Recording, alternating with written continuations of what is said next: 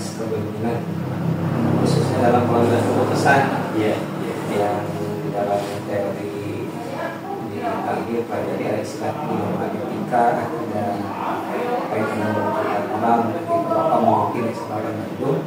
Barangkali pernah Bapak mengalami dilema etika itu seperti apa mungkin yang pernah Bapak alami selama mungkin kurang lebih 50 tahun berarti ya. Kalau dilema etika sebenarnya itu lebih ke arah komunikasi personal ya. Biasanya terkait dengan masalah izin atau permisif. Contoh kalau yang di 8 itu kan seringnya itu karena di sini masih banyak senior itu terkait dengan izin.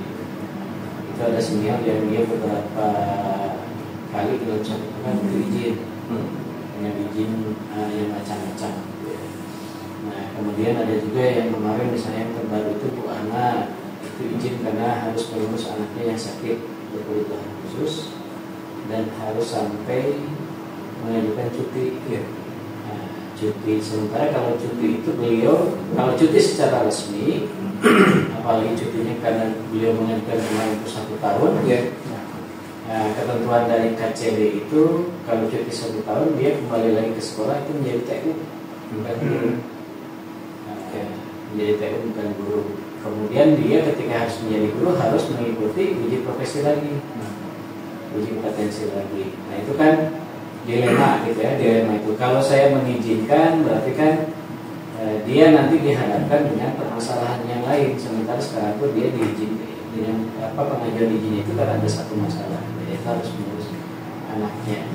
Pasti nanti akan berbuntut pada masalah ekonomi kalau saya mengizinkan. Nah di satu sisi yang lainnya memang secara pribadi dia membutuhkan izin itu karena harus mengurus anaknya yang berkebutuhan khusus itu terapi selama 6 bulan berturut-turut dan harus ditemani dengan orang tuanya. Jadi dia sebagai ibu itu harus menemani anaknya yang langsung gitu ya, karena memang yang paling tahu tentang anaknya itu dia sendiri. Anaknya mungkin sudah usia remaja, coba 17 tahun tapi yang namanya berkebutuhan khusus gitu ya harus dibantu oleh dia. Nah, paling tidak ketika di hadapan seperti itu saya sebagai kepala sekolah kan harus menganalisis tadi dampak akibatnya itu seperti apa ketika izin itu disampaikan. Kalau izin itu disampaikan secara formal, secara resmi sesuai dengan kebijakan, maka berdampaknya nanti ke depannya sendiri, ke depannya seperti apa. Tapi kalau misalnya tidak diizinkan, itu yang menjadi problem itu adalah keluarganya. Nah, saya harus mencari solusi. Kira-kira bagaimana solusinya untuk masalah ini. Paling tidak kalau saya kan untuk masalah yang sifatnya konflik seperti itu ada 2.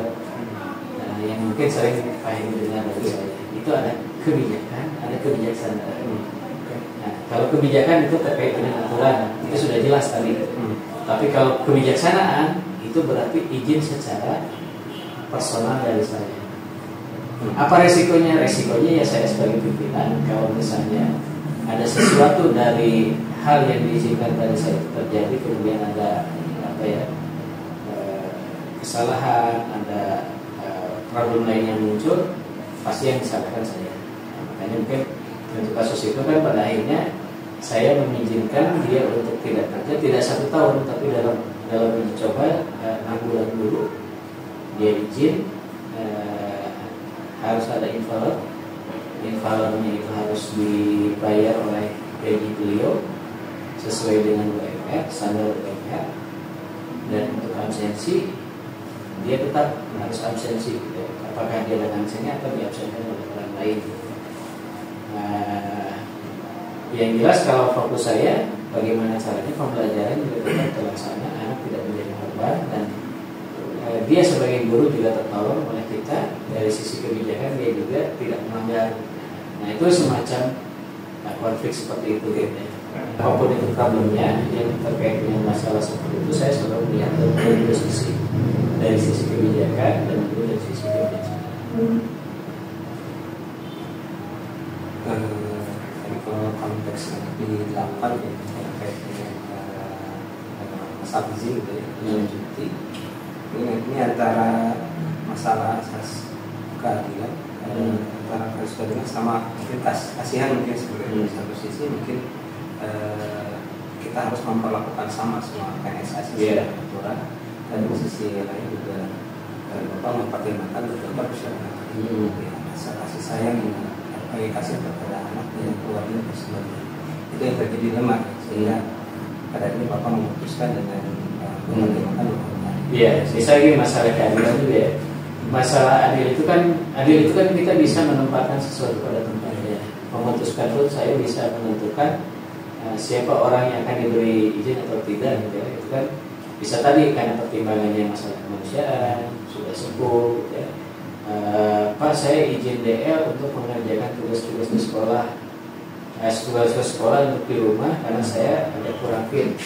Daripada memang dia datang ke sini terus kemudian rumah kesehatan jadi tambah buruk, terus kemudian dia juga sudah memang sepuh ya senior, lebih bisa fokus di rumah, bisa izinkan gitu.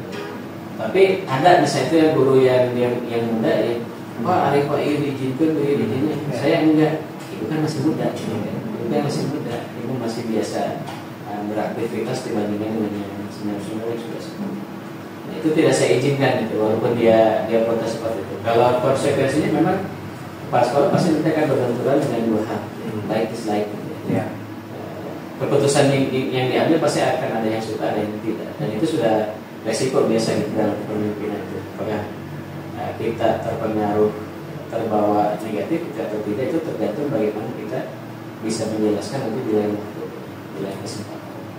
Walaupun ya di belakang kita tidak tahu ya, tapi itu kan kembali lagi kalau masalah like dislike di kepemimpinan itu ada, tidak boleh kita terbawa baper gitu ya, itu mungkin. Ya, artinya dari beberapa keputusan Bapak terkait izin guru ini, yang Bapak pentingkan sebenarnya kebutuhan siswa juga ya. Jangan sampai kebutuhan siswa juga terbengkalai. Ada langkah-langkah yang diambil ya, bisa tadi lewat melalui tim teaching atau melalui guru invaler tadi. Kalau misalnya selain izin guru Pak yang bisa menghambat terhadap kepentingan belajar siswa, kira-kira apa lagi Pak? Ya banyak sih kalau dibilang seperti itu ya. Makanya mungkin dengan adanya absensi, sekarang ada absensi real time buat siswa. Di sini pakai post recognition, itu pun sebenarnya saya ke Pak Indra di sini ini itu sama dengan guru juga gitu ya, real time. Bisa mengetahui jam datang, jam pulangnya jam berapa. Nah, ini sekarang sudah dikondisikan. Dari Kepok juga saya sebenarnya sudah bisa melihat gitu ya. Nah, guru yang dia datang lagi itu siapa saja, yang sering siapa saja. Yang diindikasikan menggunakan fake GPS juga ada gitu ya. Cuma mungkin saya tidak menyebutkan, tapi nanti di lain kesempatan ketika ada pembinaan tentu bisa disampaikan. Jadi untuk hal yang sifatnya menghambat pembelajaran itu banyak. Guru yang datang terlambat juga. Ya, gitu. Saya bukan orang yang sering masuk ke kelas, tapi saya juga pernah masuk ke kelas pagi-pagi harus bercerita ke anak-anak itu sampai 40 menit. Gurunya baru datang dan kaget lihat saya di kelas. Tapi di situ saya lihat itu dia sudah mulai kesiangannya itu turun. Jadi yang tadinya 40 menit itu turun jadi hanya 10 menit. Tidak ada perubahan. Baik Pak, hal yang lain mungkin terkait dengan kepemimpinan selama ini. Pernah nggak Bapak mengalami misalkan ada suatu kondisi dalam posisi Bapak harus memutuskan antara keputusan ada ini antara keputusan benar dan salah. Nah, tapi kita harus pada ini harus memilih yang salah karena tekanan, misalkan tekanan pimpinan, atas kita atau dinas seperti itu, ataupun keputusan mayoritas warga sekolah, padahal itu salah dari aturan gitu. Tapi akhirnya itu kan ibaratnya kalau itu kebutuhan orang gitu ya. Antara menegakkan aturan dengan kebujukan atau tekanan pressure dari berbagai pihak. Hikmah yang paling besar yang saya ambil ketika saya menjadi seorang pemimpin itu adalah saya bisa mempraktikkan tentang teori sebab akibat. mau bisa menggunakan Word ya, kayak orang sih training kombinasi berarti controlling, mau fishbone gitu ya, bikin fishbone, mau misalnya itu ya secara umum sebab akibat gitu ya, bikin tabel sebab akibat seperti itu sudah mulai bisa terbiasa gitu ya.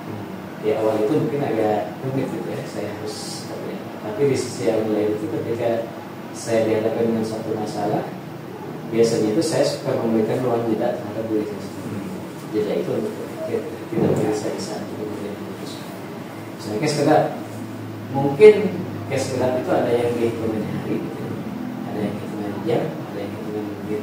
Tapi saya mencoba untuk belajar mengiring mata saya untuk bisa memutuskan itu berdasarkan pertimbangan pasti. Tadi lah yang paling apa ya, paling iseng itu masalah sekolah kita. Kalau saya mengambil keputusan ini, akibatnya. Kalau akibatnya itu ke depan. Kalau tekanan saya bersyukurnya itu di sini tidak ada ya, tidak terlalu itu ya, tidak terlalu kuat gitu ya, sampai misalnya menekan sampai. Kalau di sekolah di sini tidak ada. Guru-gurunya bager. Nah, banyak juga orang-orang yang memang di awalnya itu mungkin ketika melakukan sesuatu itu karena dia tidak tahu gitu. Ketika kita sudah bisa mengkomunikasikan itu alhamdulillah. Nah, memang pola komunikasi yang ingin saya lakukan itu di sekolah itu pola komunikasi aktif, bagian ke semua gitu ya. Bagian ke siapapun, mau masyarakat, mau TU, mau guru. Saya lebih cenderung untuk menghindari konflik gitu ya. Makanya dilihat dulu konteksnya seperti apa. Kiranya yang seperti itu dan logis, terus kemudian kita juga bisa berhimpun dalam satu lingkup circle kita tempat sekolah, diskusi untuk bisa menolak. Ya kita menolak dengan argumentasi. Silakan bikin berita acara untuk penolakannya, alasannya ya kita bikin aja. Memang resikonya kalau seperti itu kan ada yang memberikan sebuah nanti bakal dirotasi, bakal dipindahkan. Ya masalahnya kan masalah untuk semuanya juga gitu ya. Saat kita alasannya sudah jelas, itu bisa kita nah itu begitu. Ada lagi. Satu lagi mungkin Pak. Nah, pernahkah Pak dalam membuat keputusan terus ternyata ada fakta-fakta baru yang ditemukan sehingga Bapak mengubah keputusan itu gitu di tengah jalan? Selama itu konteksnya misalnya itu namanya juga evaluasi ya. Ketika misalnya setelah evaluasi, oh ini salah nih, harus bisa dikomunikasikan seperti apa ya. Kita ubah saja. Bukan aib ketika kita mengubah keputusan gitu ya, selama itu untuk kebaikan. Contohnya apa ya kemarin ya? Kemarin itu saya menginginkan laporan tekanan itu disampaikan oleh ketua jurusan gitu ya, ketua jurusan, orang tua siswa. Setelah saya pikirkan, kemudian ada masukan juga, Pak ini lebih efektifnya dilakukan oleh wali kelas. Walaupun kalau wali kelas itu harus dibatasi, tidak menyerempet ke masalah keuangan. Karena nanti apa? Karena distorsi keuangan itu lebih fatal gitu ya. Kalau misalnya menyampaikan, dia harus dibatasi benar-benar. Yang mau memberikan laporan tekanan ke orang ke siswa itu pasti ke saya dulu.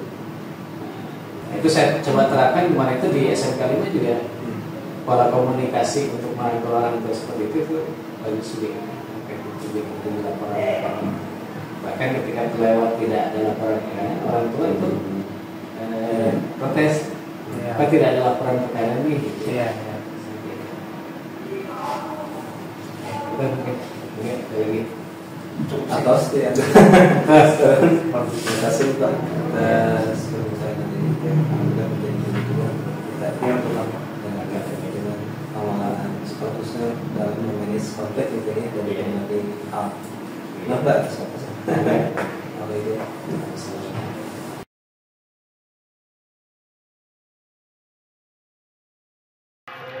Assalamualaikum warahmatullahi wabarakatuh, Bu. Waalaikumsalam warahmatullahi wabarakatuh. pertama-tama saya mengucapkan terima kasih Bu atas kesediaan waktunya. Kami dari calon guru penggerak bersama rekan saya Bu, Pak Hendi Senja Gumilar dari SMK 8. Kami ada tugas untuk mengetahui bagaimana cara atau pandangan Ibu dalam menentukan sebuah keputusan di sekolah sebagai pimpinan gitu Bu. Sebelumnya Ibu mudah-mudahan dalam keadaan sehat ya Bu ya. Alhamdulillah. Terima kasih. Amin ya Bu. Alhamdulillah. Yang pertama mungkin langsung saja Bu ya. Apakah Ibu sudah familiar Bu dengan istilah bujukan moral dan dilema etika Bu? Ya, itu dari guru penggerak kan beberapa kali sudah. Sudah ya Bu ya. Ya, betul. Jadi intinya memang tidak ada yang dalam penyelesaian suatu masalah, jadi ada dilema, berarti ada satu permasalahan kan gitu ya. Hanya bagaimana menyelesaikan masalah itu juga kita tidak ada salah atau benar gitu ya. Betul. Tentu tidak bisa kita mengambil bahwa ini akan sakot seperti ini jawabannya, tidak. Pasti ada yang dipuaskan dan ada yang tidak puas. Sebenarnya dilemanya di situ sih gitu. Kalau dalam secara umumnya seperti itu ya, gitu yang saya pahami itu. Beberapa kasus ada yang terakhir mungkin yang terakhir. Iya. Tapi itu harus disampaikan ini. Ya. Jadi ada memang masalah siswa yang itu secara moral juga mungkin menjadi catatan buat kita ya, khususnya buat kami pihak sekolah, karena berkaitan dengan masalah kesusilaan, tapi itu bukan hal yang bahwa anak melakukan sesuatu, tidak, tetapi bahwa si anak tersebut dia melakukan komunikasi dengan orang dewasa. Nah, seperti itu. Ada siswa yang melakukan komunikasi dengan orang dewasa, dia dibujuk untuk ini itu selalu secara online. Nah, tentunya ini ada satu permasalahan yang sangat besar buat sekolah gitu ya. Jadi seperti itu. Nah, tentunya untuk hukuman itu harus diterapkan, tapi nah seperti tadi tidak bisa kita begitu saja memberikan hukuman kepada anak ini, karena harus dilihat latar belakangnya seperti apa, keluarganya bagaimana, sehari-harinya dia seperti apa. Nah, itu kan banyak sekali, kompleks sekali. Iya, tidak bisa kita tiba-tiba anak ini kalau begitu harus dikeluarkan dari sekolah. Nah, tidak bisa kayak begitu. Anak ini harus diskors karena dia sudah melanggar sekolah untuk hal bla bla bla bla misalnya, tidak sesuai dengan peraturan yang sudah ditandatangani di atas materai misalnya seperti itu. Dan untuk menyelesaikan itu tentunya ada beberapa pihak yang harus kita libatkan. Yang pertama memang dari pihak BK ya, kemudian wali kelas, dan tentu yang penting orang tua. Nah, gitu. Jadi dalam menyelesaikan satu masalah ini, kalau mungkin secara sakleknya atau secara tegasnya ini anak harus dihukum, nah gitu. Tapi kan kita tidak bisa begitu gitu. Untuk mendidik itu kan tidak bisa begitu. Jadi memang harus kita menyeluruh, dilihat berbagai sisi, berbagai permasalahannya apa, sehingga bisa diambil kesimpulan untuk apa yang harus dilakukan terhadap anak tersebut. Nah, begitu. Jadi memang diadakan komunikasi ya, penyelesaian itu diadakan komunikasi dengan berbagai macam pihak, menggali. Nah, itu juga penting kan, menggali informasi itu juga dari berbagai macam pihak kan, kita gali informasi, kemudian menyepakati. Nah, itu juga ya, kita harus sepakati. Kalau kita sudah dapat, kita gali, kita dapat informasi, nah kita sepakati bersama-sama apa yang harus dilakukan untuk mencari solusi terbaiknya gitu. Artinya tidak harus menghukum dengan cara yang keras, tidak harus men-skor anak, tidak harus mengeluarkan anak, tapi ada cara yang lebih baik untuk bagaimana mendidik anak berubah ke arah yang lebih baik. Nah, itu sih kesimpulannya seperti itu. Kuncinya apa tadi? Komunikasi. Apapun itu. Dalam kita menggali, kita harus komunikasi yang baik. Dalam kita mencari informasi, jangan sampai menyakiti. Itu gitu loh gitu ya. Dalam kita bermusyawarah juga menyepakati mencari solusi juga, itu komunikasinya baik, sehingga ke pihak manapun akan enak, jadi win-win solution semuanya. Yang penting anak ini selamat deh, kuncinya itu aja sih. Tujuannya kita cuma satu itu. Itu permasalahannya memang sehari-hari saya hadapi gitu ya, dan itu yang saya lakukan gitu. Sama anak SMP ya, posisi pembekas mungkin juga sama ya, sama rasa ingin tahunya sangat tinggi ya, seperti itu, sehingga mungkin coba-coba ya, lingkungan juga Ya, gitu. karena godaan dari pihak luar kan mereka masuk ke satu Betul. komunitas udah Masuk gitu. ke circle yang seperti itu. Nah, itu yang itu harus kita selamatkan. Nah, seperti itu. Termasuk juga bagaimana dengan situ kan menjaga nama baik sekolah juga. Iya. Itu harus betul strategi juga ternyata karena lingkungannya luas itu kan. Iya. Ternyata memang nyampe ke IG sekolah juga seperti itu. Akhirnya ya koordinasi dengan tim humas gitu kan. Jadi tapi alhamdulillah kalau kita benar cara penanganannya mah itu bisa kita redam gitu. Yang penting Iya. itu. Seperti itu. Pengen praktisnya udah jadi keluarkan, Ya. tapi itu bukan Tidak fungsi selesai. dari lembaga pendidikan. Ya, betul, Iya. betul seperti itu. Lembaga Banyak Pak, hukum. kalau masalah anak kan begitu ya. Yang tidak sekolah terus, ya kita terus harus tidak bisa kita langsung keluarkan. Selesai, nggak bisa ternyata gitu.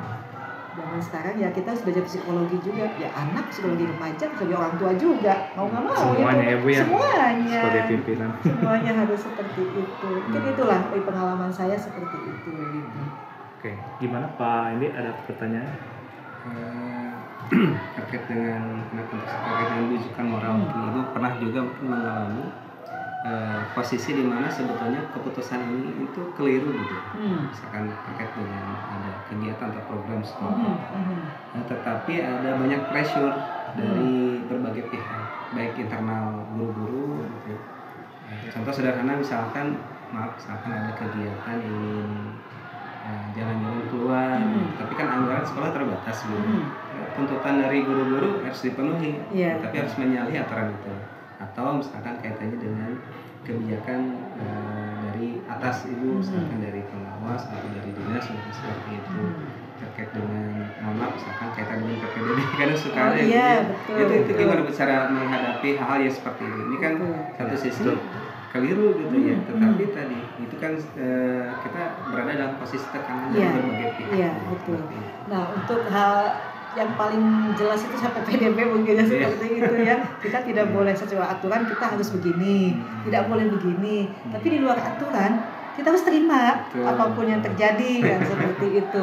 Kalau saya sih secara prinsip saya punya atasan saya dinas itu kan di Kota Bandung. Jadi saya juga harus menjaga nama baik dinas kan, nama baik sekolah. Jadi kalau saya dalam hal PPDB saya bisa menjaga keamanan, kekondusivitas sekolah, dimasukkan ke dinas. Nah itu, jadi bagaimana kita mengamankan peraturan, mengamankan kebijakan dinas. Itu memang dilema ya jadinya. Itu sesuatu yang luar biasa kan seperti itu ya. Belum lagi guru-guru prasangka lah, segala macam. Masyarakat berprasangka juga gitu. Masyarakat itu banyak. Ada LSM, ada wartawan, dan memang itu pernah terjadi di sekitar. Sampai kita berita ada, tapi kita bukan SMP 45-nya di Antapani bahwa kalau masuk ke sekolah ini harus sekian katanya. Ya kalau saya, kenapa saya santai aja, karena memang saya tidak pernah seperti itu gitu kan.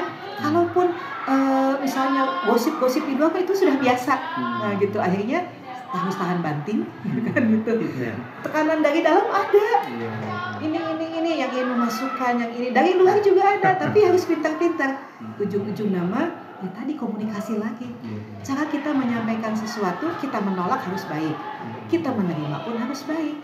Sehingga tidak ada yang tersakiti dan menyakiti. Kalau saya kuncinya di situ, Pak. Karena kalau orang sudah enak menerima apa yang kita sampaikan, dia bisa menerima keputusan saya itu dengan oh ya sudah, bisa dipahami gitu kan. Jadi tidak ada lagi menyerang seperti itu. Jadi itu bagaimana meredakan di sini itu bukan meredakan kemarahan, Pak. Sebenarnya ruang peredam kemarahan. Iya, betul kenyataannya begitu. Yang marah-marah di sini, oh iya Bu, saya mohon maaf Bu, aduh saya sudah berlaku begini. Jadi seperti itu ujung-ujungnya kan. Jadi sama-sama kita saling mohon maaf, saling minta maaf. Ya sudah seperti itu. Itulah Pak, kalau cara saya menyelesaikan masalah itu seperti itu gitu. Menarik. Jadi ini untuk kami. Iya betul. Komunikasi, menjaga kepercayaan penting Pak ya. Iya itu, dimanapun kita berada itu sih yang penting itu. Udah cukup sih kalau menurut saya, Pak. Karena itu sih tadi sebenarnya ingin ditanyakan tapi sudah terjawab sendiri. Oh gitu ya. Ya, faktor penting yang paling membantu berarti kuncinya adalah menjaga kepercayaan ya dengan semua pihak dan perlu menjaga transparansi tadi. Iya, harus. Walaupun transparansi itu bukan berarti telanjang. Iya, bukan. Mengatur ya. Iya, betul begitu. Kadang malah jadi bumerang juga, transparan bumerang juga. Iya. Jadi ada tetap koridornya yang harus kita pegang gitu ya. Tapi dengan bahwa kita berani untuk transparan kepada orang tua, kita RAB-nya kita paparkan, Pak. RAB itu langsung sekian volumenya kali sekian jatuhnya angka, kita itu benar-benar. Nah dari situ orang tua bisa menilai kan, merasa terlibat gitu ya. Merasa terlibat, orang tua terlibat dan mereka bisa menilai memang sekolah apa adanya gitu kan, sekolah apa adanya. Kalaupun misalnya ada kelebihan, saya memang sampaikan, maksudnya gini, Bapak Ibu tentunya ini juga mereka ikhlas toh gitu, dengan begitu kan mereka juga paham pasti ada kelebihan dan mereka juga tahu bahwa itu untuk yang capek-capek. Ya tidak masalah gitu. Kalau kita memang saling transparansi, kita saling memahami dan mengerti tujuannya mah ya tidak ada masalah juga gitu. Jadi dan mereka senang karena tidak ada lagi yang telepon, tidak ada lagi yang komplain, tidak ada, mereka akhirnya oke, semua puas, udah selesai gitu. Tinggal menjalankan saja. Itu Pak. Jadi begitu Pak. Jadi bahkan orang tua yang paling ini pun itu responnya yang paling kritis, yang guru-guru tuh, ibu, aduh saya pusing dengan ibu ini gitu. Sudah teman, saya bilang gitu kan. Selalu memberikan komen positif pada saya gitu kan. Itu. Jadi kalau saya prinsipnya Pak, peganglah yang paling cerewet, paling susah, paling sulit orangnya, paling keras, paling apa, pegang itu dulu aja udah. Kesannya mah gampang. Kan itu yang mempengaruhi. Iya, itu. Di grup. Iya, karena kalau udah begitu dia udah akrab dengan saya udah ini, udah kata si ibu juga gini ya sudah nggak usah ngomong kan gitu kan. Jadi itu dari dulu waktu saya diangkat jadi kepala sekolah, saya prinsipnya itu, siapa yang paling ini di sini? Ini Bu, oke, saya datangi langsung gitu. Karena saya dulu bentroknya dengan masyarakat. Di mana masyarakat itu menolak keberadaan sekolah itu, sekolah baru kan. Masyarakat menolak, tidak diberi jalan. Kita tidak diberi jalan. Saya tanya dulu, siapa penduduk di sini yang paling cerewet, yang paling galak, yang paling nolak, yang paling apa? Ini Bu, si Pak ini. Oke, antar saya akan datangi beliau. Saya datangi ke rumahnya Pak, saya sowan silaturahmi gitu. Saya hargai sebagai orang tua. Udah selesai. Nah, saya bicara ya Pak ya. Saya sampaikan faktanya begini, ininya begini. Oh, ternyata begitu ya Bu kalau sekolah tuh. Iya Pak, dalam pikiran Bapak kan ternyata kan seperti ini. Aduh, saya nggak tahu Bu. Nah, sekarang Bapak sudah tahu. Tenang Bu, nanti saya bantu sekolah. Kalau ada orang macam-macam, saya backup. Wah, begitu berbaliklah pada kita. Jadi modalnya cuma apa? Komunikasi.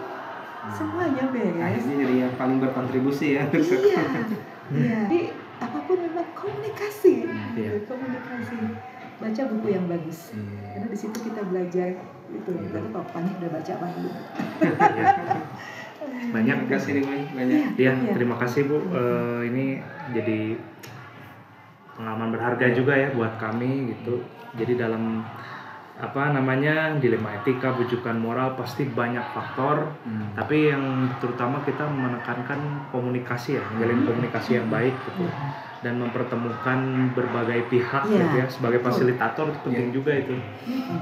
Ya, harus jadi mediator. Pengalaman, ilmu dan pengalaman juga kita perlu lebih banyak kali juga sebagai fasilitator itu kan. Harus punya kematangan emosi yang baik juga. Itu yang penting. Betul, itu pengalaman. Bagaimana bisa mengendalikan diri. Wah, itu luar biasa Pak, tidak mudah mengendalikan diri. Betul. Saat orang marah-marah di depan kita. Jadi karakter kadang karakter seseorang. Itu jadi saat mereka marah-marah kita harus tersenyum gitu kan. Dalam hati tapi keluar harus tersenyum gitu kan gitu. Ya alhamdulillah dengan komunikasi permasalahan apapun bisa diselesaikan.